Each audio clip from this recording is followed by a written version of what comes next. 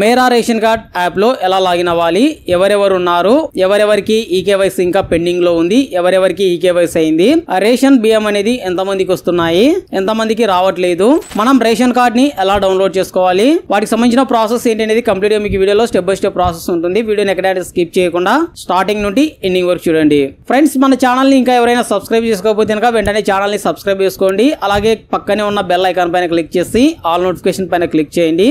మన ఛానల్లో ఎటువంటి వీడియో చేసినప్పుడు మీకు ఒక నోటిఫికేషన్ అనేది వస్తుంది. ఇప్పుడు మనం మొబైల్లో మేరా రేషన్ కార్డ్ యాప్ లో ఎలా లాగిన్ అవ్వాలి, వాటికి సంబంధించిన ప్రాసెస్ ఏంటి అనేది చూద్దాం. ఇక్కడ నేను మొబైల్లో మేరా రేషన్ కార్డ్ యాప్ ని ఓపెన్ చేస్తున్నాను.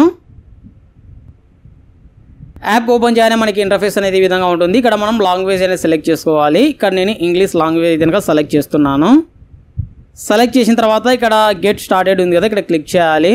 ఇక్కడ బెనిఫిషరీ యూజర్స్, డిపార్ట్మెంట్ యూజర్ అని రెండు ఆప్షన్స్ ఉంటాయి. ఇక్కడ మీకు డిఫాల్ట్ గా బెనిఫిషరీ యూజర్స్ అనేది సెలెక్ట్ అయి ఉంటుంది. ఒకవేళ సెలెక్ట్ అవ్వకపోతే కనుక ఇలా మీరు సెలెక్ట్ చేసుకోండి. సెలెక్ట్ చేసుకున్న తర్వాత ఇక్కడ ఆధార్ కార్డ్ నంబర్ అనేది ఎంటర్ చేయండి. ఇక్కడ నేను ఆధార్ కార్డ్ నంబర్ అనేది ఎంటర్ చేస్తున్నాను.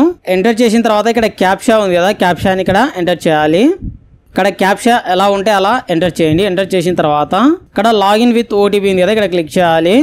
ఇక్కడ క్యాప్షా అనేది మ్యాచ్ అవ్వలేదు కాబట్టి నేను మళ్ళీ క్యాప్షా అనేది ఎంటర్ చేస్తున్నాను.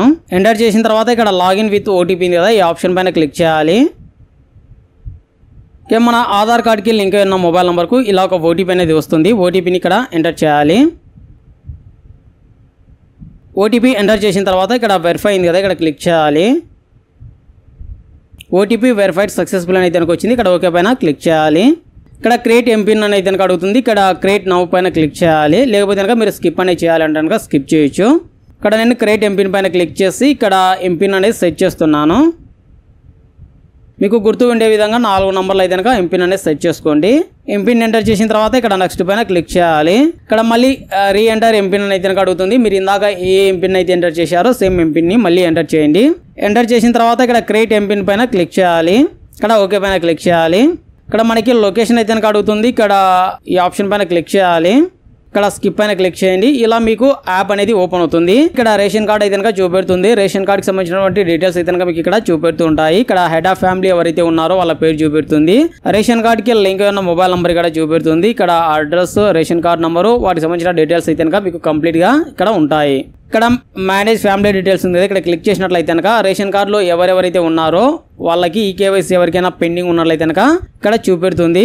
ఇంకా ఇక్కడ మీకు చాలా ఆప్షన్స్ ఉంటాయి. ఇక్కడ మీరు రేషన్ కార్డు ఎక్కడికైనా ట్రాన్స్ఫర్ చేసుకోవాలి అన్నట్టుగా మీరు ఇక్కడ నుండి ట్రాన్స్ఫర్ అనేది చేసుకోవచ్చు. ఇక్కడ రేషన్ కార్డ్ ట్రాన్స్ఫర్ ఉంది కదా, ఇక్కడ క్లిక్ చేసి వాటికి సంబంధించిన డీటెయిల్స్ అనేది మీరు ఎంటర్ చేసినట్లయితే కనుక ప్రజెంట్ గా మీరు ఇప్పుడు ఎక్కడైతే ఉన్నారో అక్కడి నుంచి మీరు ఎక్కడికైతే రేషన్ కార్డ్ అనేది ట్రాన్స్ఫర్ చేసుకోవాలి అనుకుంటున్నారో అక్కడికి డైరెక్ట్ గా మీరు ట్రాన్స్ఫర్ అనేది చేసుకోవచ్చు. ఇంకా చాలా ఆప్షన్స్ ఉన్నాయి. వాటికి మనం రేషన్ కార్డ్ అనేది డౌన్లోడ్ చేసుకోవాలి అంటే ఇక్కడ డౌన్లోడ్ సింబల్ కనబడుతుంది కదా, ఈ సింబల్ పైన క్లిక్ చేస్తే కనుక మనకు రేషన్ కార్డ్ అనేది డౌన్లోడ్ అవుతుంది. ఇక్కడ ఇలా మనం చాలా సింపుల్ గా మేరా రేషన్ కార్డ్ యాప్ లో అయితే కనుక లాగిన్ అవ్వచ్చు.